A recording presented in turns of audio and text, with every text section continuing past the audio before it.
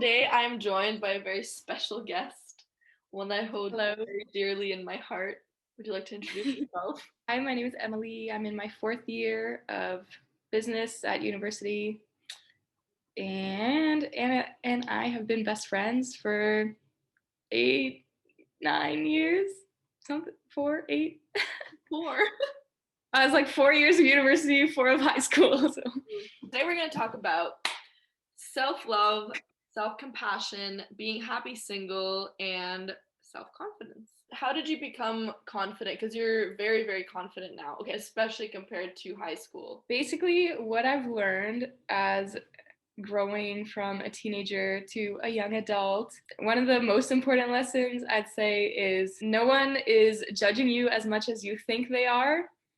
A lot of people are not paying attention to what you're doing. If they are, they probably aren't judging you. Yeah, I think one of my tricks for having confidence is fake it till you make it.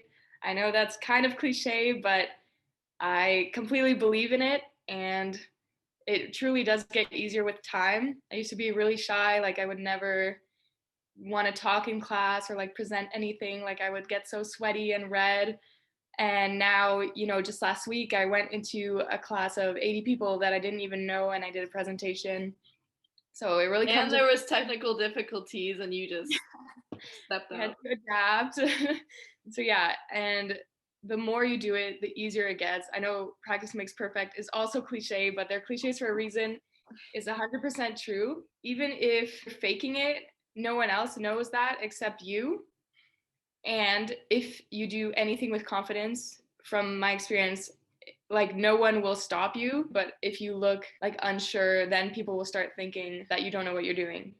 Exactly, exactly. Like everyone's so worried about how they are perceived and how they look, and oh my God, like I had stuff in my teeth and no one told me, like probably no one noticed. Like everyone's so worried about their own image that there's no point of you worrying what others think of you because 95% of the time they're not even giving you like a second look. I would definitely also say, like, if you want to do something, like, don't worry about what might happen or like what people might think. Like, for example, if you want to answer something in class and you get it wrong, or you're worried you might get the answer wrong, or you're not sure, like, that's okay. People, A, won't judge you for getting the answer wrong. They won't think you're stupid or anything. A lot of people probably had the same question or opinion in the first place. And if anything, they were too shy to ask it themselves. So even if you get it wrong, then they'll still appreciate that you had the confidence to do something for yourself. And What you have. honestly, if you're in your 20s or even in your 30s, or if you're not in your 20s yet, it's the time to really live your life true to yourself. Because Mm-hmm. I've read a few articles, listened to a few podcasts where people interviewed people who were on their deathbeds or like close to dying, and they asked, what was your biggest regret? And the most common answer was, I regret not doing certain things or not living my life the way I wanted to live it. I was always living it for other people. Mm-hmm. So as much as like you care what your family thinks, what your friends think, like right now is the time to take those risks, make those mistakes, figure out what you truly want so that you're not stuck at like 7 years old being like, wow, I did not live the life I wanted to live. Even as a young 20-year-old and or as a teenager, you look at 30-year-olds or 40-year-olds and you're like, wow, they really have their life together. They have a house, they have a job, they have a family. But no one truly knows what they're doing. Like, no one is ever like perfectly comfortable and satisfied. Like, no one has it all figured out. And it's not based on age. So, even if you get into your 20s and you're like, wow, I still don't know what I want to do with my life, or I've never had a boyfriend or a girlfriend. Everyone has their own timeline, and there's no standard for your life because it's your life. No one else can live your life. It will be exactly what it will be. It'll be what you make it. And there's no standard for how to live because no one is you and no one is in your exact situation. And I think that's also another thing to keep in mind when thinking and interacting with other people. A lot of people get into fights or say offensive things to each other, but I think it's really important to try to put yourself in someone else's shoes as much as possible and understand their perspective and where they were coming from, and ideally the intention behind what they said rather than how it affected you. Try to communicate how it affected you to the other person, but also understand their perspective as much as possible. Yeah, that's I really like what you said about, just no one has it figured out yet. Everyone has their own timeline. It's so true. Like if you were to die at 30 years old, would you really have wished that you spent your 20s trying to like get that perfect job and like being like, "Oh, I'll rest when I'm retired or I'll do this when I'm retired." Like no, like you never know when you're going to die. You never know when an opportunity is going to come up. So try to live each day like in an honest way to yourself. I was actually talking with my mom about this like yesterday. You know, the way our society is kind of set up, it's like, you know, you go to school, you get a job, you work for 30, 40, 50 years, whatever, and then, you know, you're free when you're retired, but you can't live your life to get to your retirement. You can't live in anticipation. The future is not real and the past is not real. Like it's concepts, it's your memory and your imagination.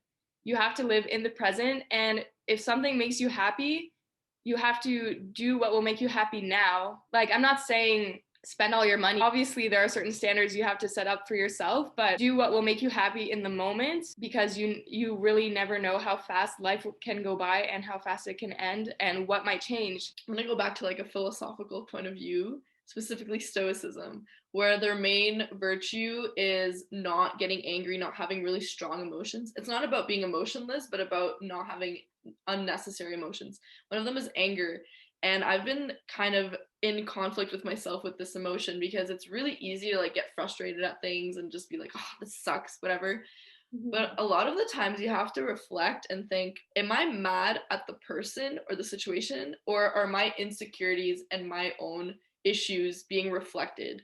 So if someone says something to me and I get mad, I'm like, wait, actually, I'm not mad at them. I'm mad at my perception of what they're saying, or I'm mad at something else that's bothering me. I don't know. I think it's really important to keep in mind that like your perspective is not the only one that exists. Before having a reaction to something, just always like taking a step back and trying to rationally think about it. I totally agree with that. And there's a quote that I really like: perception is reality. Yeah. So though you and I could have totally different perceptions of this call or no matter what we're doing together, what you perceive is your reality. So though they may be different, they're both correct because our own perception is our own reality. And that's something to understand and keep in mind in your relationships with other people at work or school or just with friends because everyone has their own perception. How have you been, dealing with the single life, being happy single? How do you find happiness in yourself and not like seeking validation from other people? When I was like in high school and even first couple years of university, like, you know, we're all figuring it out. And like I said, I was shy, like worried a lot about what people think of me. Like I still do, I'm working on it. But I was never the type of girl that dated a lot. I haven't had like a lot of serious relationships. I haven't like had a lot of relationships in general. I felt like something was missing, if you will, from my life because, you know, throughout high school, I barely had any kind of relationship other than friendships. And, you know, the like social media and just society in general, like sets you up to expect or desire having a relationship in your life. Like that's the ideal person, right? To be in a relationship, in a committed relationship and, you know, grow a family when you're older. And I think a big part of it for me was realizing I don't think I want to have kids. I don't know if I want to get married. And just coming to terms with what do I want? Not what I should want, but what do I genuinely want? Obviously, that might change throughout the years, and that's totally fine. But I think a big part of that for me was even if I find a boyfriend now, I don't think I want to settle down right now at 21 years old. Like, to me that sounds ridiculous. To someone else it could be exactly what they want. Like I have friends who are engaged and that's perfect for them because that's what they want in their situation, but where I'm at, that's not what I want. So I think it's really important to focus on what you want and what you need for your self-fulfillment. That's really good advice, and it's good because a lot of people think that being in a relationship is like the thing to do, and I should be in a relationship, I should be dating, but like it's really your own personal story. And I guess like I was in a really long relationship, 4.5 years, and it was amazing. But I got into it when I was 16. I was so young. I got into it, and it taught me so much. And honestly, I don't wish that I wasn't in it. Like, I'm happy I had that experience and I met the person. And we're actually really like good friends right now because our relationship wasn't just based on the romantic part. We were also very good partners and friends. And, we did a lot of good things together. But at 21, I realized that, you know, I was in this like bubble with this person.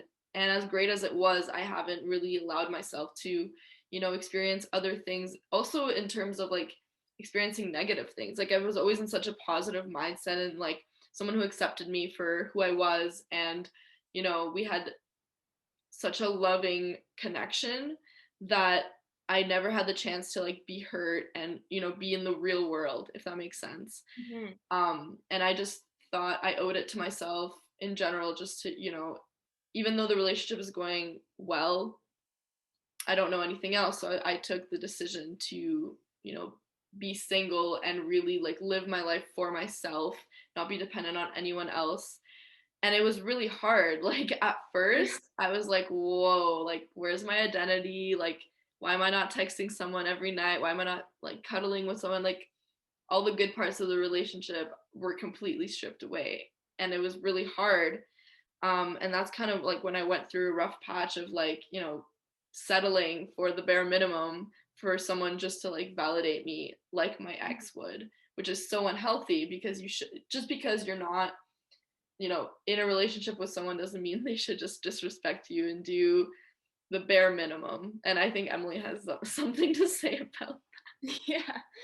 Um, Before I touch on that, I just wanted to say you making that decision to end that long relationship, it kind of ties into the idea of what you want and your changing needs throughout your life. You know, at 16, that is what you wanted, and that was the right thing for you.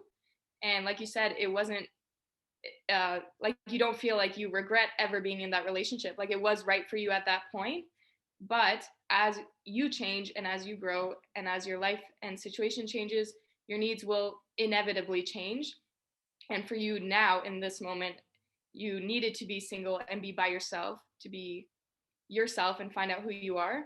I think that's just a good example of that. And then the other thing I wanted to talk about a little bit is um, though we are both single, you know, obviously people come and go from your life. You talk to different people, you explore different relationships. Throughout all your relationships, though, no matter whether it's a hookup, a fling, a relationship, there is a certain level of like common decency and respect that you deserve and that person owes you, no matter the type of relationship. Like, even if it's just a hookup, they still need to respect your time and respect you as a person. Even though it's like no strings attached, you still deserve a minimum of respect. And I think a lot of people sometimes will settle for less than they deserve because they think, oh, it's just a hookup. Oh, it's no strings. We're not in a relationship. But you still deserve a certain amount of respect. Exactly. And it's really easy to be like, oh well this, or oh well they're tired so they're not going to answer me. Like, I've learned through the last like 3 months, but also even before then, that if someone likes you and someone wants to be with you, even if it's not like long term or whatever, you will know. If they're giving you mixed signals, if they're leaving you on red, like, someone who likes you will not let an opportunity take you away. If they like you, they'll do everything they can to keep you around. Even as a friend, even as a person, if they respect you at least a little bit, they will not let you doubt how they feel about you and doubt like your self-worth. And I know Even it's if really they're easy. unsure how they feel, even if they're like, oh, I kind of like her, but I'm not sure where it would go, they're not going to be leaving you on red. They're not going to take 3 days to answer you. Like No. if they like you any small amount, they will respect you. Yeah, So they will meet the basic human decency exactly. that you deserve, no matter And what. honestly, even if they do like you and they're not putting, like, if you're like, I'm sure they like me, but they're not putting the effort, why do you need someone like that? Like, Yeah, why do you want that in your life? like, even if you're like, oh well, they like me, but they don't know how to express their feelings, most of the time it's bullshit. But even if it's true and it's an immature man or immature boy, shall I say, we don't talk to boys. We only talk to men. Men Men for the and women. women. and women. But I mean, we're both If that is heterosexual, if so that is your case. men, women, let's just say mature people, whether Mhm. they're queer, non-binary, doesn't matter. We do not deal with infants. Very true. Okay, well, to wrap this up, let's say if we were to give advice to Mhm. our high school self, what is the one thing you would like your 16-year-old Emily to know? So the first thing I would 100% tell myself, and this will change based on who you are and your personality type, even just me and Anastasia, like we would not tell our younger selves the same things. What I would tell myself is stop worrying about what other people think, which is obviously easier said than done, but focus on yourself. You're allowed to be selfish sometimes. If you're not like harming others, like it's totally okay to do things for yourself and do things that you love and will make you happy. That's good. Yeah. Okay to take time to grow yourself, do the things you love, learn about yourself. You're the only person that will always be there for you. Like you're the only constant in your own life. You know, even friendships, family, like things come and go. You never know what can happen, but you yourself will always be there. And it's really important to get to know yourself and get to love yourself and do things for yourself. Make yourself happy because you're responsible for your own happiness. Facts right there. Yeah. Yeah, I'm going to build off a little bit of what Emily said and you know, do live your life true to yourself, but also make those mistakes. Don't worry about things that aren't going to matter in a few years. Take those risks. I somehow had a bit of introspection in high school where I did realize that high school didn't matter so much, although it still like affected me a lot and it still had an impact. But honestly, we realized high school literally does not matter in terms of like Mhm. social relationships. Like, yeah, maybe you're not having a good time right now and you're not liking it, but everything changes in university. And that is where you really need to put yourself out there. Join a club, join a group, do intramurals, like try so many different things and be busy and make new friends because when you're 30 and everyone's settled down and having kids, like you don't have that opportunity to make your like long lasting friendships and figure out who you really are, so Mhm. like you have to do that early. One thing that I found has really helped me in my journey and like trying to not worry about what other people think of me is whenever you feel embarrassed, you know, or you feel like you made a mistake or you messed something up, like forgive yourself. It's okay to make mistakes. Literally everyone does it. Forgive yourself. But also, I like to tell myself, will this matter in 5 years or even 1 year? A lot of the times, the answer is no, absolutely not. You probably won't even remember it, and no one else will either. So, you know, if you trip on the sidewalk or you walk into class late or you get one low grade on a test, anything, in the grand scheme of things, yes, it may seem like a big deal at the time, but try to control your emotions about it, relax, and realize that, you know what, it's not that big a deal or it's fixable or just put it behind you and move on, like whatever is necessary in that situation. Facts. I love that. I really love that. All right, folks, that is it for our little session today with Emily. Thank you for joining me. My pleasure. Thank you so much for having me. I had a lot of fun. I hope to do this again. Yeah, we definitely will be doing this again because it's, I don't know, bouncing ideas off of each other and everything. Mm-hmm.